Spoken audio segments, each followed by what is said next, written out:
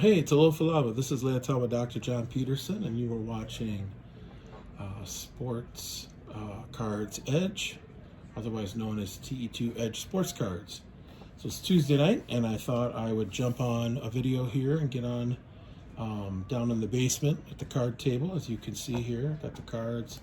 Been pricing some different cards. Got some Pujols that I'm pricing.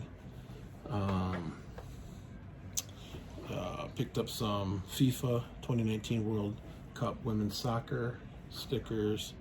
Here's a 2001 Ichiro Suzuki, right? What a great player he was. He played 27 years of professional baseball. So he played from like the late teens to the mid 40s. So played baseball longer than Tom Brady played football, who retired, by the way.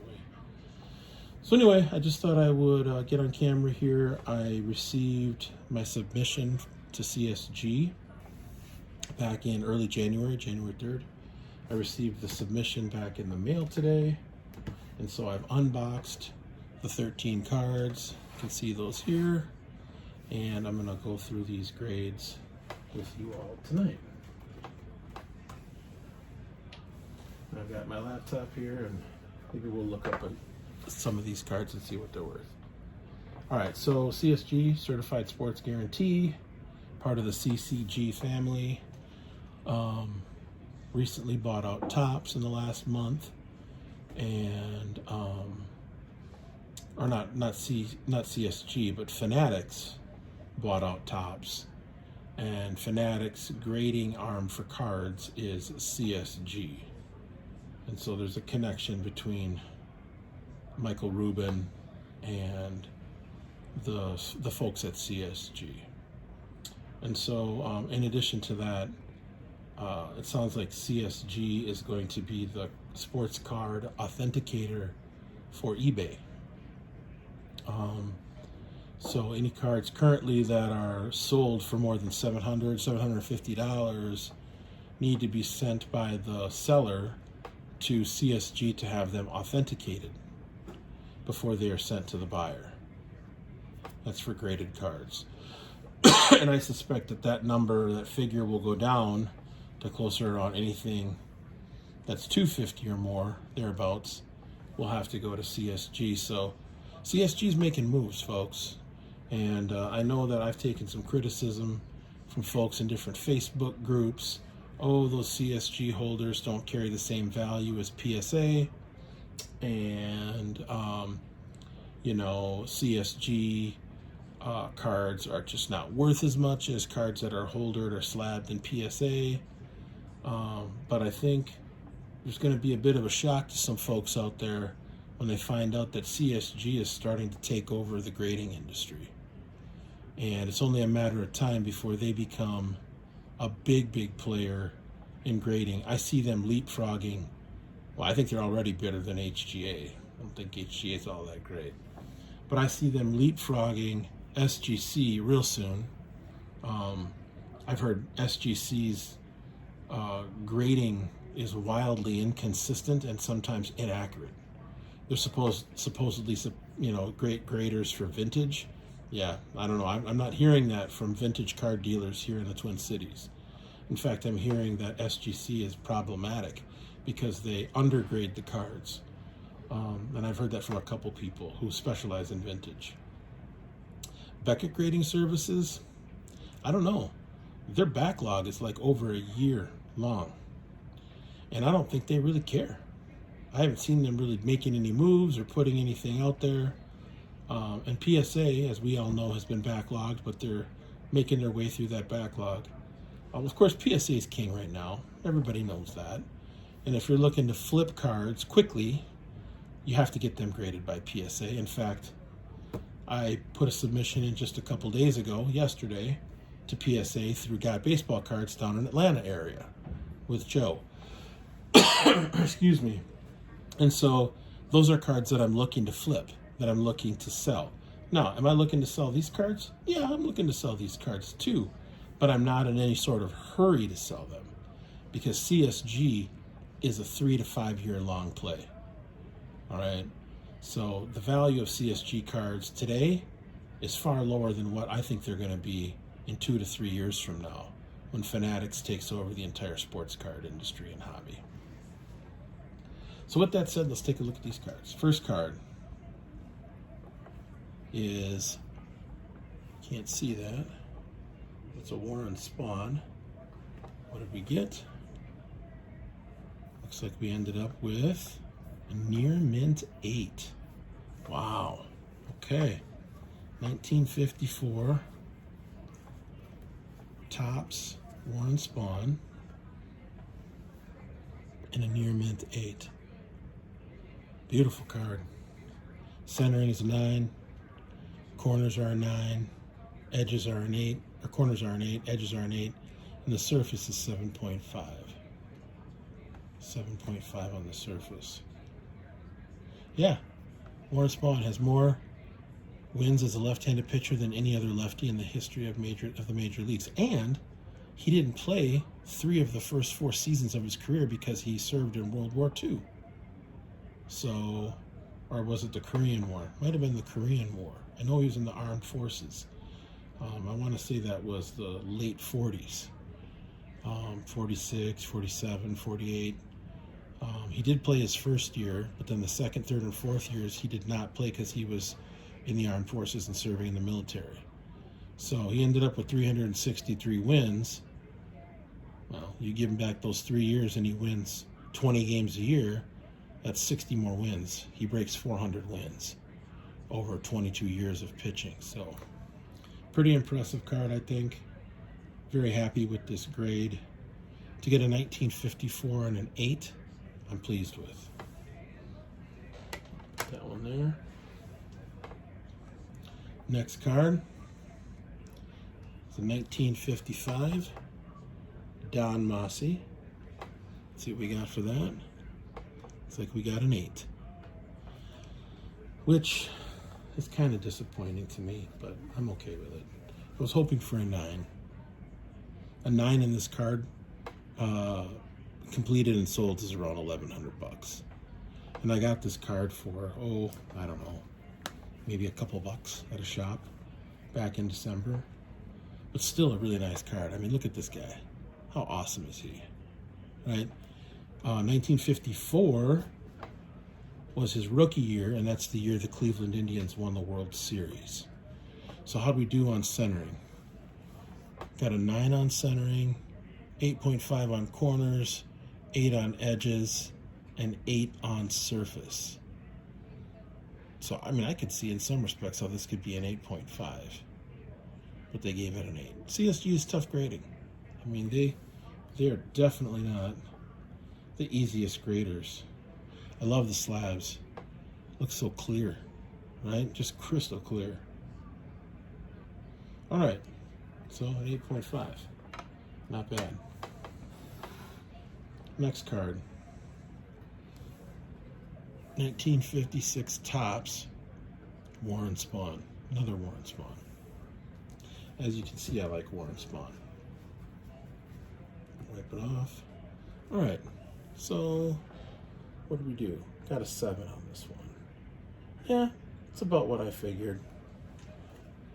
6.5 on the centering, 7.5 on the corners, 7.5 on the edges, and 7 on the surface. Yeah, but again, a card that is how many years old? 1956? What? 66, 76, 86, 96, 2006, 2016, plus 6. I mean, this card's 66 years old. And to have it in this kind of condition, that's pretty awesome. All right, so that's a 7. 56 Spawn. Get this stuff out of the way. All right, next card. 1956 Grayback. Phil Rizzuto. Picked this up for a little under $100 back in December. Early December, mid-December. All right, how'd we do on this one? Let's take a look. Gotta wipe it off here. All right. Ooh, not too bad. An 8. An 8 on the Scooter Rizzuto. All right, so what kind of grades did we get? 8 on centering, 8 on corners, 7.5 on edges, and 9 on surface. So some people complain about the flip. This is the flip. This part of the slab. All right, and they say that this has too much white in it. Well, I don't have that problem because I get the subs. See how these subs fill in that white area? Right? And I love the subs because they nail down the validity and the reliability of the card's value, the true value of the card, not the subjective value of the card, like PSA, right? So overall, super pleased. Kind of surprised the centering on this one is so much better than the centering on the Spawn. Because the centering on the Spawn looks a little bit better, but who knows? All right, Scooter Rizzuto. Won 6 World Series. All right, next one. 1957, Roberto Clemente. How do we do on this one? All right. Not too bad. Got a 6. Was kind of expecting a 6. Was hoping for a 6.5, but not entirely surprised I got a 6 on this. All right, in terms of centering, got a 7.5. Corners was a 7. Edges a 5. And surface was an 8. So, with the exception of the edges, did pretty well. Yeah, and I think what they're looking at mostly is this right up here. Right above the P in his helmet, you can see a little dip in the top edge of the card. I think that's one of the reasons why this got dinged a little bit. But still, love this card. I remember trading for this card a number of years back. 1957 Topps, Roberto Clemente. CSG 6. Next card, 1959 Frank Robinson. 1959 Frank Robinson. How did we do? Oh, another 6. Now I'm a little surprised by this because I thought this was going to be closer to an 8 or a 9. When you look at this card, you really can't see anything wrong with it. The corners are sharp, the centering's great, and in fact the centering was 8.5, the corners were 7, the edges were 7.5, but the surface was 5. I wonder what about the surface was 5 with this. I didn't catch it. Maybe it's a little faded. Yeah, it looks like it's a little bit tiny faded on the front, now that I see it in the holder. But nonetheless, a nice card. One of the greatest hitters of all time. Also a civil rights champion too. I think he was the first black coach in the history of the major leagues. Plus I love just the photo and the pose. Getting to see the Cincinnati Reds, Red Legs as they were called, Cincinnati Red Legs uniform. All right, so it's a 59 Frank Robinson, CSG 6. Next one. This guy's been in the news. 1960 Jim Cott rookie card. Now he's been in the news because he was recently elected into the Hall of Fame, along with Gil Hodges and Manny Minoso. So this is his rookie card. All right, I did okay on this, 6.5. I was hoping for a little better, maybe a 7. Didn't expect much more than that, but I'll take a 6.5. It's not bad. How'd we do on the grading for the subs? Got a 7.5 on the centering. Got a 7 with corners, 6 with edges, 7 with surface, which turns into an X near mint plus. So the 6.5 is an X near mint plus, 6 is an X near mint, 7 is near mint, 8 is near mint mint, and 9, we're going to find out. Excuse me. All right, so far we got 3 8s, a 7, 6.5, and a 6. Next card, 1964 Earned Run Leaders. Koufax. Sandy Koufax, Dick Ellsworth, and Bob Friend. So how are we doing this one? 6.5. All right, well, we kind of got the 6.5s down. 5.5 on centering, 7 on corners, 6 on edges, 8 on surface. So you might think, geez, 6.5, that's not very good. I bought this card for like $3 at a shop back in December. So I'm not complaining. Might only be worth a couple $100, but still, good card nonetheless. Next card, 1996 Metal Universe Derek Jeter Platinum Edition. All right, now this is a card that I bought at the same time that I bought this card at a card shop called Sluggers, which was in my hometown of Menominee, Wisconsin, that went out of business in the summer of 1997. So I went and took my 2-week paycheck from the city, went to the shop, saw that they had a bunch of stuff on sale, 50, 75% off, and ended up buying up a bunch of cards and some memorabilia. Well, these were a couple of the cards that I bought. So, what do we get on this one? 9.5. Hey, that's 9.5. That's Gem Mint. So that's basically a PSA 10. Even though it's not a 10, it's equivalent to a PSA 10. That's fantastic.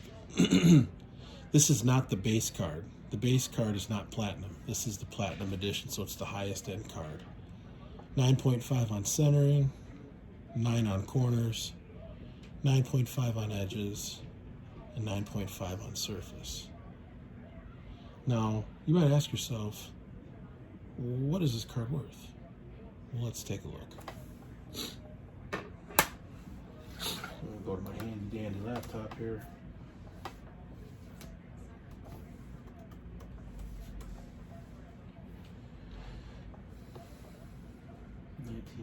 $1996 Fleer Metal Universe.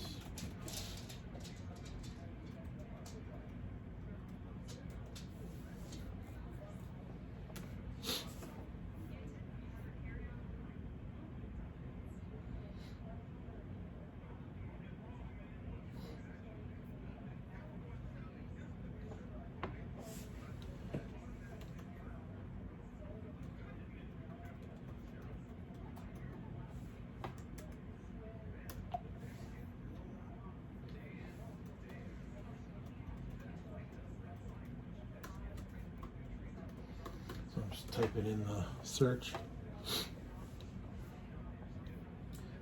Put in graded, yes. Grade 10. And sold. Excuse me, sold items, completed items. All right, not bad. 766 for a January 24th version. But that looks like the only one. So some of the other comps I'm seeing for the list, 1600, 1800, 1900. So the range on this is about 750 all the way up to maybe about 1900. Not bad for buying it back in 1997 for like $6, $7. All right, next card. Dan Issel, 1971 Topps rookie card. What'd we get on this? Oh, not too bad. Got a 7. All right, Dan Issel rookie card. He was a scoring machine back in the day. 6.5 on centering, 8 corners, 9.5 edges, 8.5 surface. So the centering, yeah, that makes sense. It's a little diamond cut if you look closely, but still a cool card. Let's put that in the pile with the 7s. All right, now truth be told, I sent in 2 of the Issels. I had 2 of them. So this is the other one. I wasn't sure which one was going to be better, but there was a clear winner. Look at this. 8.5 on a card from 1971. That's exciting. 8 on centering, 9 on corners, 9.5 on edges, and 8.5 on surface. And you could make the argument that this card's a 9, given those subgrades. So when people say, well, PSA is worth more than CSG, yeah, I don't know if I'm necessarily buying that. Look at this card. It's beautiful. I think it looks way better in this holder than it does in a PSA holder. I think those PSA holders are a little bit light. They don't have as much accuracy and reliability because they don't have subs. They have half grades, but not subs. Anyone want to question what the value and condition of this card is? Have at it. It's all right there. All right, got a couple more to go. 1971, same year as the Issels, Rick Barry, rookie card. Wipe off the front. Hey, not too bad. 7.5. 7.5 on the Rick Barry rookie card. 7 on centering, 9 on corners, 9 on edges, and 8.5 on surface. So again, got a 7.5 because you can only go up a half grade above the lowest grade, which is the 7. But if you add up all these numbers and divide them by 4, you get a number higher than 7.5. I can tell you that much. But still, a 7.5, nice, love it. Then we got one last card. 1971 rebound leaders. Wilt Chamberlain, Elvin Hayes, Lou Alcindor. What do we do? 7.5. All right, not bad. Not bad at all. 6.5 on centering, which I can see. 8.5 on corners, 9 on edges, and 8.5 on surface. So 7.5, right? Probably worth 150 bucks at 7.5, not a ton. So overall, I think that went pretty well. Which card are you most excited about? I'm excited about all of them. I guess if I had to say one, I like this one quite a bit. Like that one. I like the 8.5 Issel. Pretty pleased with that.